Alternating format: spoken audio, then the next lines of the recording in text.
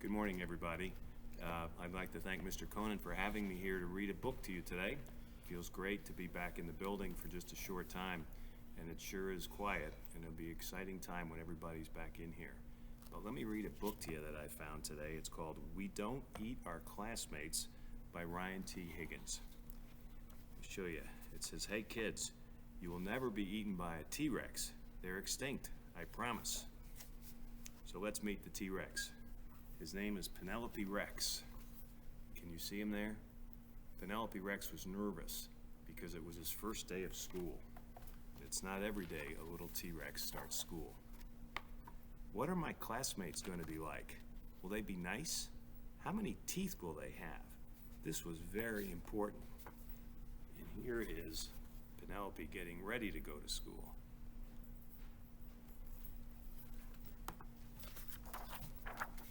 Penelope's mom bought her a new backpack with ponies on it. Ponies were Penelope's favorites because ponies are delicious. Penelope's dad packed her a lunch of 300 tuna sandwiches and 1 apple juice. Finally, the big day came, and Penelope Rex was very surprised to find out that all of her classmates were... Let me show you where she went to school first. There she is, headed off with her dad to school. She got to the school building, and she found out that all of her classmates were children. Here they are, sitting in the classroom. Remember your first day of school? I don't think you were surprised to see children in there, but Penelope sure was. So, she did what dinosaurs do. She ate them, because children are delicious. "Penelope Rex," said Mrs. Noodleman, "we don't eat our classmates. Please spit them out at once." So she did. And here are all the students having just gotten spitten out of Penelope T-Rex, who was trying to eat them. It was not the best way to start school. Still, Penelope was determined to have a good first day. She tried hard to make friends at recess. She finger painted some of her best work. She even saved Griffin Emery a seat at lunch. "You can sit here," she said. Penelope started to notice that everyone was making friends but her. So here she is on the reading carpet. All the kids are over here and she's by herself. And all the kids outside playing and she's by herself. It was lonely. When she got home, her dad asked her about her first day at school. "I didn't make any friends. None of the children wanted to play with me." "Penelope Rex," her father asked, "did you eat your classmates?" "Well, maybe, sort of, just a little bit," she said. The dad said, "Sometimes it's hard to make friends, especially if you eat them. You see, Penelope, children are the same as us on the inside, just tastier."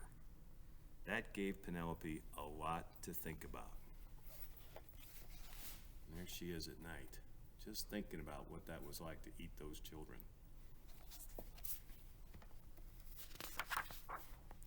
The next day, Penelope tried really hard, but poor Penelope, she just couldn't stop herself from eating her classmates.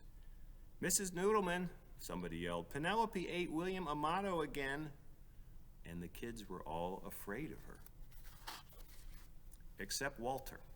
Walter was a goldfish. There's Walter. And Penelope tried to make friends with him. "Will you be my friend?"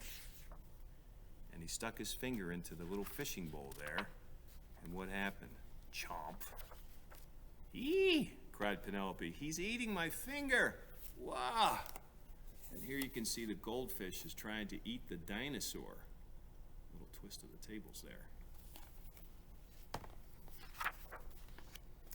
Once Penelope found out what it was like to be someone's snack, she lost her appetite for children. She stopped eating her classmates, even when Cece Woodman spilled barbecue sauce all over herself. And soon Penelope made friends. "Found you," they said at recess. "Want a brownie?" Penelope said. I help make them.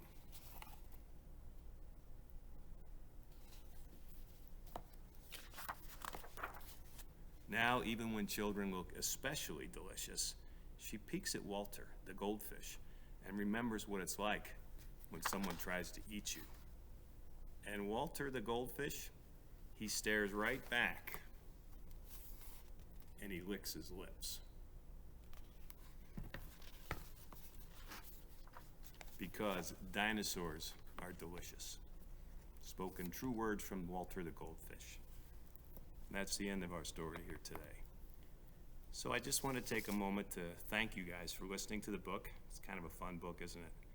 But I also wanted to take a moment to just thank you for all the students that are out there, and their parents and your teachers and your brothers and your sisters for helping do what we're doing right now with remote learning and being at home and not being able to come to school and see your friends.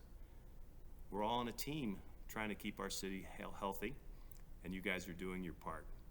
And you're working together not only with the folks in your home, but the folks that you can see on the video cameras and on your meetings and on your FaceTime and stuff like that to do your part to keep us all healthy. I want to also tell you that from my perspective, I can tell you that there are lots of great leaders around our town on our team, just like you and the teachers, your parents and your caregivers, doctors and nurses, and those providing what we call city services. You can ask your folks or your teachers what city services are. And people who are doing things like working in the grocery store, your mailman, and others who go to work every day still to make sure that our lives are just as normal as possible.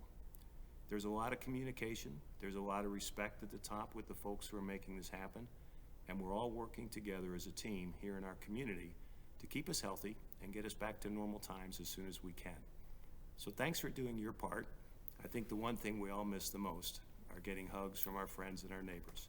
So make sure you're giving out your share of hugs to the people you can at your house. And that even includes your brothers and sisters. Have a great day. Thanks for having me. See ya.